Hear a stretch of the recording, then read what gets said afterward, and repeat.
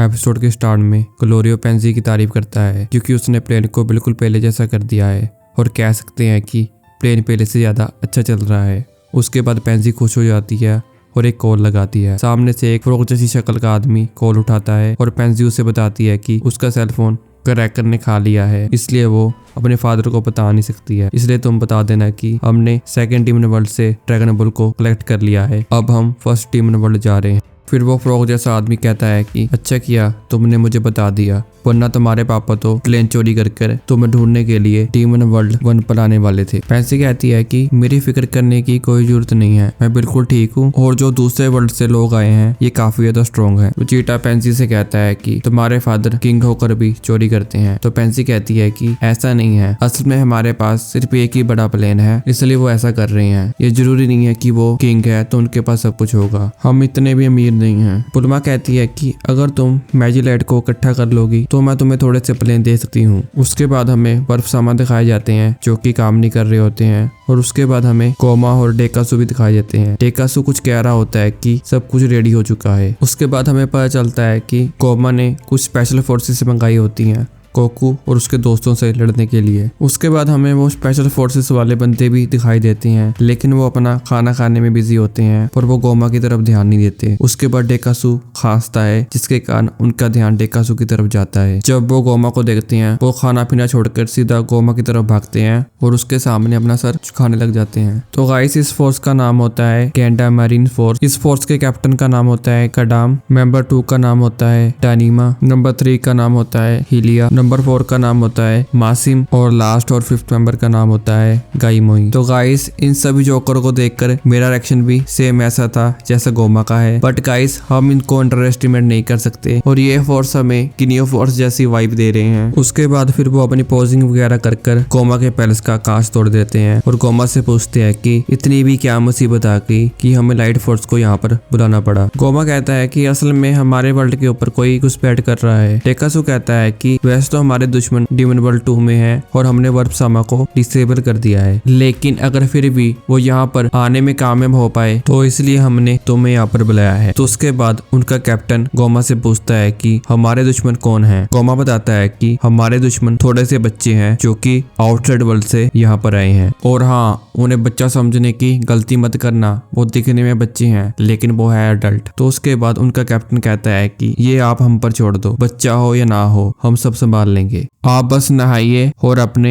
फाट बबल के साथ खेलिए। डेकासु कहता है कि तुम उन्हें अंडर एस्टिमेट मत करो, उन लोगों ने माजिनबू और 2 तामाकामिस को हराया है। ये सुनने के बाद उनका कैप्टन थोड़ा सा तो परेशान हो जाता है, लेकिन उनका मेंबर 2 कहता है कि कैप्टन आप टेंशन क्यों ले रहे हैं, ये सिर्फ एक मजाक है। तो उसके बाद कैप्टन कहता है कि हाँ तुम सही कह रहे हो, मुझे पहले समझाना चाहिए था, ये मजाक ही होगा। डेकासु चलाकर कहता है कि ये कोई मजाक नहीं है और उसके बाद गोमा कहता है कि अगर उन लोगों ने एक भी कदम यहाँ पर रखा तो तुम्हें इस लॉबी को रिपेयर करवाना होगा जो तुम लोगों ने बर्बाद कर दी है। उसके बाद वो लोग शांत हो जाते हैं और उनका छोटा दिमाग ये यकीन कर ही नहीं पा रहा होता है कि इस दुनिया में ऐसे लोग भी हैं जो माजिनबू और तामागामिस को हरा सकते हैं। उसके बाद फिर वो ये डिस्कस करने लग जाते हैं कि पोटैटो चिप्स उनको कहाँ पर मिलेंगे। तो हम कह सकते हैं कि जो ये गैंडा मैरीन फोर्स है काफी ज्यादा घमंडी फोर्स है जिनको अपने ऊपर बहुत ही अहंकार है, इसलिए वो इतना कुछ बताने के बावजूद भी उस बात को सीरियसली नहीं ले रहे हैं। उसके बाद हमारा सीन ग्लोरी की तरफ जाता है जो कि वर्प सामा के पास पहुंच जाता है और वो कहता है कि मुझे कुछ ठीक नहीं लग रहा है, वर्प सामा हिल नहीं रहे हैं। उसके बाद नियवा कहता है कि मुझे समझ आ रहा है ये गोमा ने किया है, गोमा ने वर्प सामा को डिसेबल कर दिया है। उसके बाद गोकू अपना पावर पॉइंट निकालता है और वर्प सामा के मारने लग जाता है और उसके बाद वेजिटा भी कहता है कि अगर ये मछली काम नहीं कर सकती है तो इसको तबाह कर दो। और वो हाइबसिस से पूछता है कि टीम वर्ल्ड 1 में जाने का कोई और रास्ता नहीं है। बुल्मा कहती है कि क्या हम कुछ भी नहीं कर सकते हैं। हाइबिस कहता है कि नहीं हम कुछ भी नहीं कर सकते हैं और जो तुम लोगों को टनल दिखाई दे रहा है उसको लाइट ऑफ शील्ड से प्रोटेक्ट कर रखा है। उसके बाद गोकू उस टनल पे बनी शील्ड को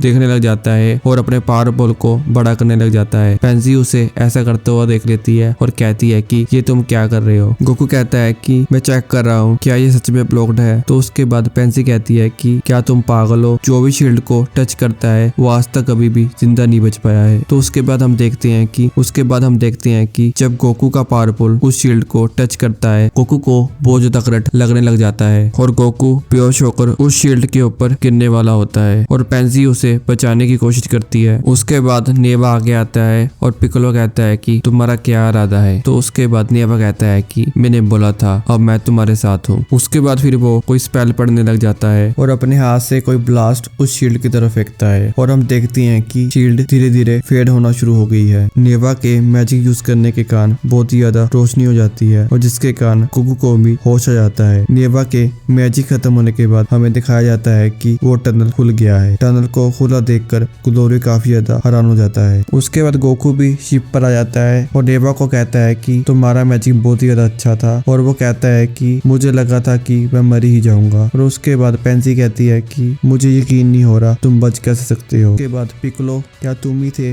जिसने ये शील्ड बनाई थी। नेवा कहता है कि हाँ मैंने ही बनाई थी। पेंसी कहती है कि तुमने ऐसा क्यों किया। नेवा कहता है कि सेकंड डीमन वर्ल्ड में बहुत ही ज्यादा अफरा तफरी मची हुई थी क्योंकि कुछ डीमंस डीमन वर्ल्ड 3 से और कुछ बेवकूफ डीमन वर्ल्ड 1 से यहाँ पर आते थे और तबाही में जाते थे, जिसके कारण यहाँ पर शांति से रहना मुश्किल हो गया था। और यही कारण है सभी नेमेकियंस ने इस वर्ल्ड को छोड़ दिया और वो आउटसाइड वर्ल्ड चले गए। और यही कारण है रास्ता रोकने के लिए मेरे को शील्ड बनानी पड़ी और उस रास्ते पर वर्फसामा को रखना पड़ा, जिससे ये हुआ और ट्रैवलर पहले से कम हो गए और हालात ठीक हो गए। फिर पिकोलो नेवा की तारीफ करता है और कहता है कि कोई भी नेमेकियन ऐसा नहीं कर सकता, तुम सच में लेजेंडरी नेमेकियन हो। उसके बाद सभी एक साथ कहती हैं कि हम फर्स्ट टीम वर्ल्ड जा रहे हैं और उसके बाद सभी शिप के अंदर बैठ जाते हैं और उसके बाद सभी टनल के अंदर चले जाते हैं और गोकू काफी ज्यादा खुश होता है। उसके बाद हमें कुछ लाल कलर के बादल दिखाए जाते हैं जो कि होता है टेकासू का सपना। टेकासू एकदम से उठ जाता है और कहता है कि मुझे कुछ गलत सेंस हो रहा है, जैसे बुरी हवाएं चल रही हो। गोमा कहता है कि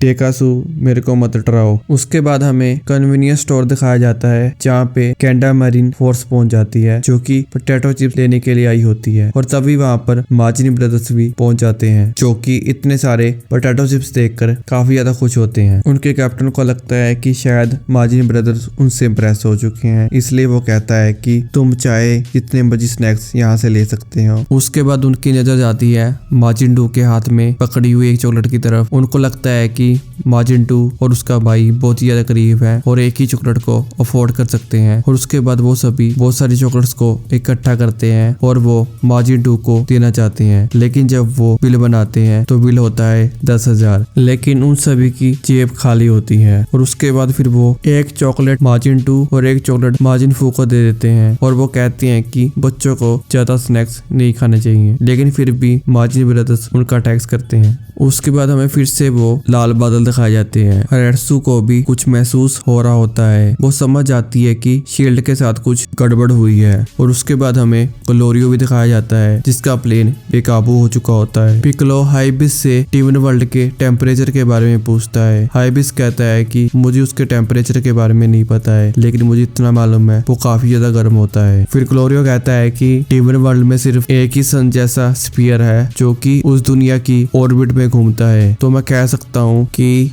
वहाँ के आसमान का टेम्परेचर 60 डिग्री होगा, जो कि हमारे लिए ज्यादा नहीं होगा। बस हमें वहाँ पर उड़कर जाना होगा और अपने प्लेन को छोड़ना होगा। ये सुनने के बाद गोकू काफी ज्यादा खुश होता है। पेंसी कहती है कि क्या तुम्हें ये कम लग रहा है। हाइबिस कहता है कि ये तो बहुत ही ज्यादा गर्म है। बुल्मा कहती है कि तो यहाँ पर सिर्फ मैं ही हूँ जिसे उड़ता नहीं आता है। तो हाइबिस कहता है कि यहाँ तो पहले ही बहुत ज्यादा गर्मी है और मेरे को तुम्हें उठाना होगा। तो बुल्मा कहती है कि मैं ये तुमसे नहीं कह रही हूँ, मैं कह रही हूँ जीटा से। तो गाइस मेरे को समझ नहीं आ रहा है ये हाइबिस बुल्मा के पीछे क्यों पड़ा हुआ है। हाइबिस कहता है तो फिर तो ठीक है। तो उसके बाद ग्लोरियो कहता है कि मुझे लगता है कि प्लेन अब ज्यादा देर तक संभाल पाएगा, मैं डोर ओपन कर रहा हूँ, सभी बाहर निकल जाना। उसके बाद सभी एक एक करके प्लेन से उतरना शुरू कर देते हैं। वेजिटा बुल्मा को उठाता है और प्लेन से नीचे उतर जाता है। बुल्मा हाइबिस को ड्रैगन बॉल संभालने के लिए कहती है और कहती है कि तुम तो फाइट नहीं करोगे। और उसके बाद हाइबिस के पास ग्लोरियो आता है। वो कहता है कि एक ड्रैगन बॉल तुम मुझे दे दो, एक तुम रख लो। उसके बाद वो दोनों भी प्लेन से उड़ जाते हैं। उसके बाद सभी हवा में होते हैं। बुल्मा कहती है कि मेरे को तो इतनी गर्मी लग रही है जैसे मैं मर जाऊंगी। ग्लोरियो कहता है कि ये सन की सरफेस है इसलिए यहाँ पर गर्मी है, जब हम नीचे जाएंगे वहाँ पर इतनी ज्यादा गर्मी नहीं होगी। उसके बाद जो सोल्जर वहाँ पर पहरा दे रहे होते हैं वो देखते हैं कि उनको किसी के गिरने की आवाज आई है। तो वो देखती हैं कि एक प्लेन क्रैश हुआ है जो कि शील्ड के ऊपर से आया है। तो वो हैरान होती हैं कि शील्ड के होते हुए कोई प्लेन कैसे आ सकता है।